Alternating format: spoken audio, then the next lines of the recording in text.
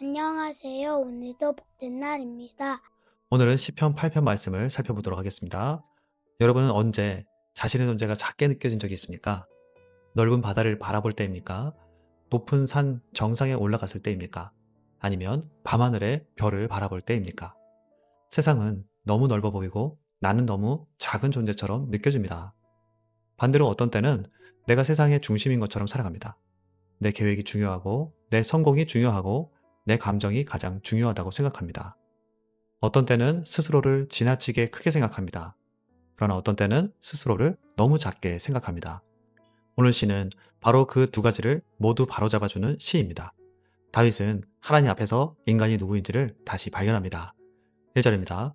여호와 우리 주여, 주의 이름이 온 땅에 어찌 그리 아름다운지요.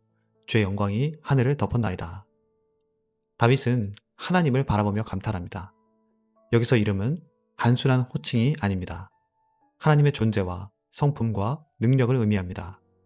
다윗은 하나님이 얼마나 위대하신 분인지를 바라보고 있습니다. 여러분, 우리는 얼마나 자주 하나님보다 문제를 더 크게 봅니까? 문제는 커 보이고 하나님은 작아 보입니다. 염려는 크게 보이고 하나님의 계획은 작게 보입니다. 그러나 다윗은 반대로 합니다. 먼저 하나님을 봅니다. 하나님을 바라볼수록 세상이 다르게 보이기 시작합니다. 이어지는 2절은 하나님은 약한 자를 통해 일하십니다. 주의 대적으로 말미암아 어린아이들과 젖먹이들의 입으로 권능을 세우시며 이는 원수들과 보복자들을 잠잠하게 하려 하심이니이다. 세상은 힘 있는 사람을 찾습니다. 능력 있는 사람을 찾습니다. 성공한 사람을 높입니다. 그러나 하나님은 어린아이를 통해서도 자신의 영광을 드러내십니다. 약한 자를 통해 일하십니다. 이것은 성경 전체가 반복해서 보여주는 원리입니다. 모세도 부족했습니다. 기드온도 두려움이 많았습니다. 예레미야도 자신은 어리다고 말했습니다. 제자들도 평범한 사람들이었습니다. 그런데 하나님은 그런 사람들을 사용하셨습니다. 왜 그렇습니까? 결국 영광은 하나님께 돌아가야 하기 때문입니다. 그래서 믿음은 자신의 능력을 자랑하는 것이 아닙니다. 하나님의 능력을 신뢰하는 것입니다. 이어서 다윗은 그 하나님을 얼마나 대단한 분이신지를 노래합니다. 3절에서 4절입니다. 그의 손가락으로 만드신 주의 하늘과 주께서 베풀어 두신 달과 별들을 내가 보오니 사람이 무엇이기에 주께서 그를 생각하시며 인자가 무엇이기에 주께서 그를 돌보시나이까. 이 구절은 시편 8편의 핵심입니다. 다윗은 밤하늘을 바라보고 있습니다. 광대한 우주를 바라보고 있습니다. 당시에는 현대 천문학도 없었습니다. 그런데도 다윗은 압도됩니다.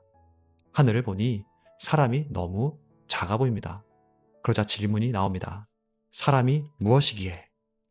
이 질문은 놀라움을 표현하는 질문입니다. 하나님, 이렇게 크신 하나님께서 왜 우리를 기억하십니까? 왜 우리를 돌보십니까? 여러분, 이것이 은혜입니다. 은혜는 하나님께서 기억해 주시는 것입니다. 사실 우리는 잊혀지는 것을 두려워합니다. 그래서 사람들에게 인정받고 싶어 합니다. 누군가 나를 기억해 주기를 원합니다. 그래서 더 성공하려고 합니다. 더 유명해지려고 합니다. 그런데 시편은 말합니다. 가장 중요한 것은 사람들이 나를 기억하는 것이 아니다. 하나님께서 나를 기억하신다는 것이다. 하나님께서 나를 아신다는 것이다. 하나님께서 나를 돌보신다는 것이다. 이 사실보다 더 큰 위로는 없습니다. 이어서 다윗은 하나님이 바라보시는 사람을 말합니다. 5절입니다. 그를 하나님보다 조금 못하게 하시고 영화와 존귀로 관을 씌우셨나이다. 다윗은 인간의 존엄성을 이야기합니다. 인간은 우연히 존재하는 생명이 아닙니다. 하나님의 형상대로 지음받은 존재입니다. 하나님께서는 인간을 특별하게 만드셨습니다. 영화와 존귀로 관을 씌우셨습니다. 세상은 사람의 가치를 여러 기준으로 평가합니다. 얼마를 버는가, 어떤 학교를 나왔는가, 어떤 직업을 가졌는가, 얼마나 성공했는가. 그러나 하나님은 그렇게 평가하지 않으십니다.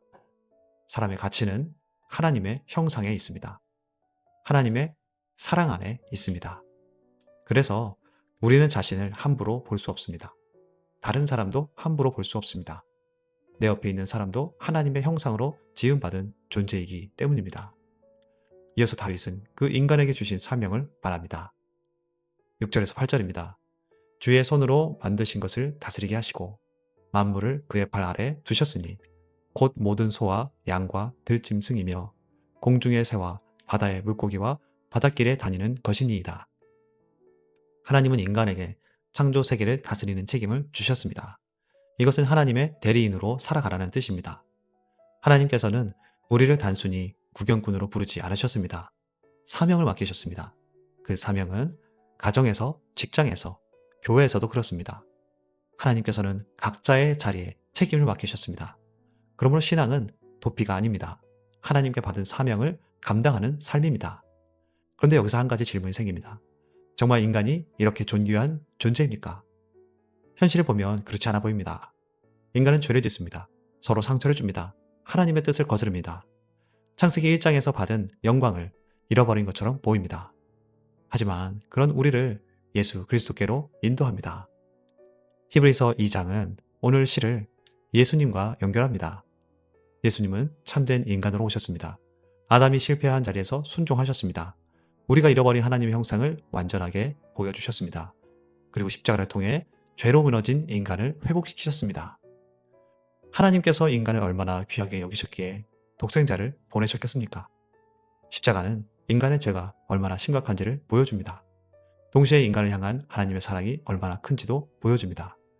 그래서 우리는 자신을 과대평가할 필요도 없습니다. 교만할 이유도 없습니다.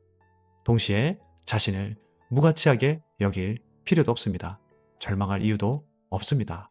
우리는 하나님께 기억되는 존재입니다. 하나님께 사랑받는 존재입니다.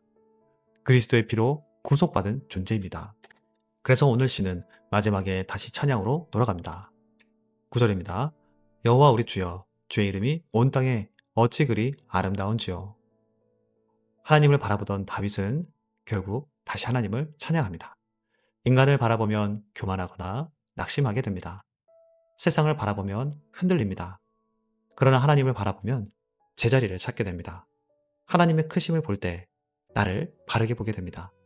그리고 하나님께서 기억하시는 존재로 살아가게 되는 것입니다. 오늘 저와 여러분을 하나님께서 부르셨습니다. 그 사실을 기억하며 오늘을 살아가는 저와 여러분 되시길 바라고 축복합니다. 이 시간 하나님 앞에 섭니다.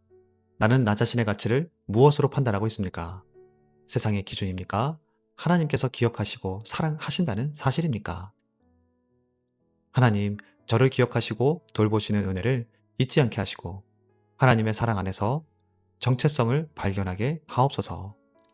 교만하거나 낙심하지 않게 하시고 하나님께서 맡기신 삶의 자리와 사명을 충성되게 감당하게 하옵소서. 기도하며 나아가겠습니다.